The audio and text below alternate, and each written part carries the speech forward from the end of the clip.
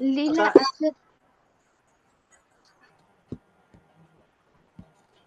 आता चालीरीती आता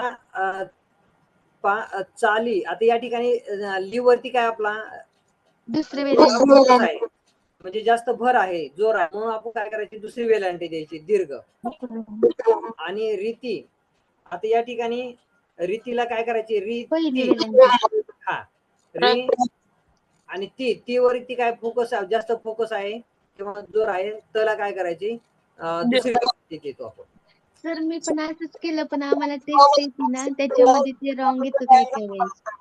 हा हा बस सर आता या ठिकाणी ला पहिली आणि र ला दुसरी येईल ना. हो सर ल ला पहिली र ला दुसरी. नाहीये आता लिहिलेलं बरोबर आहे ल ला दुसरी आणि र ला पहिली.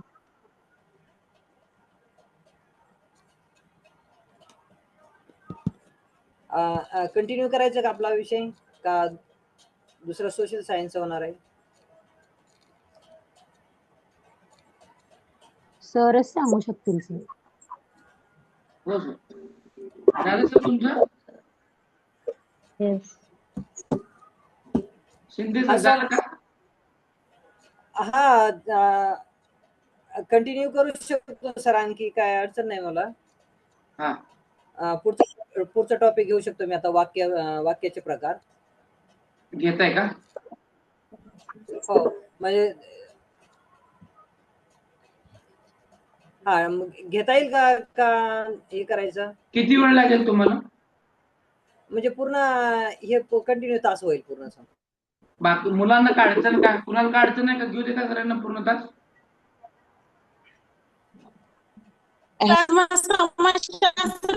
घेणार आहे का.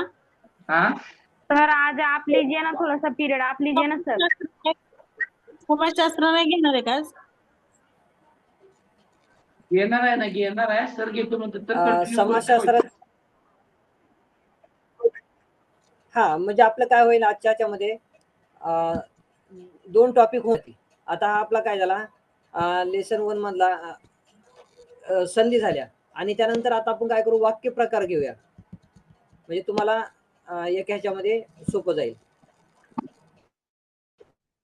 शब्द दिला असेल त्याच्यामध्ये जोडाक्षरे किती आहेत हे विचारलं तर मग कसं फाइंड आउट करायचं. नैऋत्य हे शब्द आहे. नैऋत्य ह्याच्यामध्ये जोडाक्षरे किती आहेत. 2 शब्द असतात कारण आपण काय म्हणतो जोडाक्षर म्हणजे 2 शब्दांचा जोड आहे. तर त्याचं उत्तर 7 दाखवले. 6 हे उत्तर आहे सर त्याचं. 6 नैऋत्य ह्या शब्दामध्ये जोडाक्षरे 6 आहेत असं त्याचं उत्तर आहे. मग ते थोडस हे पाहिजे होतं विश्लेषण म्हणजे नेमकं कसं 6 येतं. अच्छा जोडाक्षर नाही वर्ण विचारले असतील. वर्ण विचारले असतील.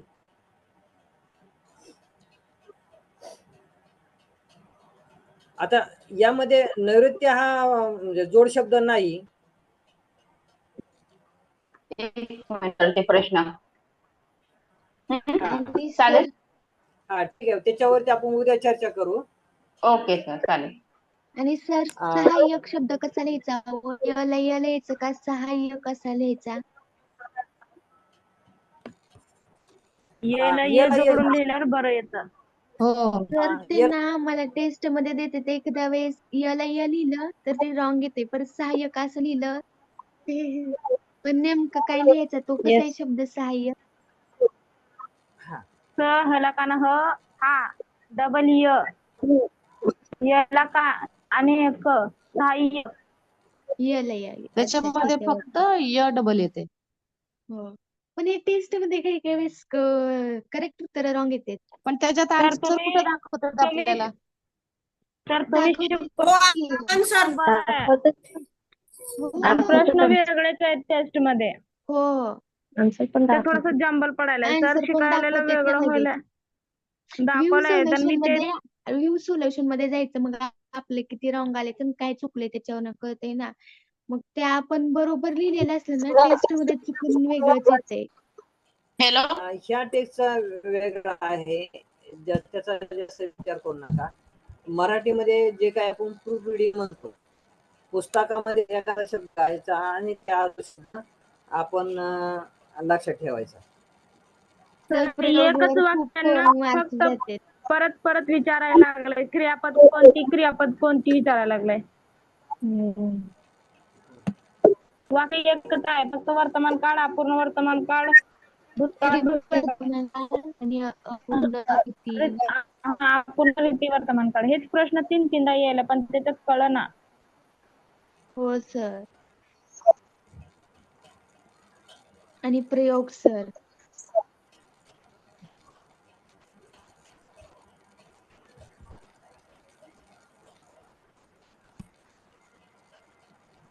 सोशल सायन्सची स्क्रीन आली.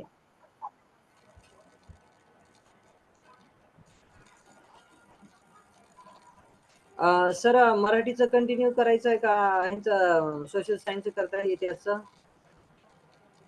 मुलांचं काय मत आहे? मुलं कंटिन्यू करा, मराठी मधलं कंटिन्यू करा, तसं काही नाही मला. कंटिन्यू करू, म्हणजे याच्यामध्ये त्यांचा वाक्य प्रकार समजून जातील त्यांना उद्या जरा वाचायचे. मराठीमध्ये मार्क चाललेत, प्रयोग वगैरे समजना झाले तर रोज टेस्टला जरा प्रयोग वगैरे सांगा.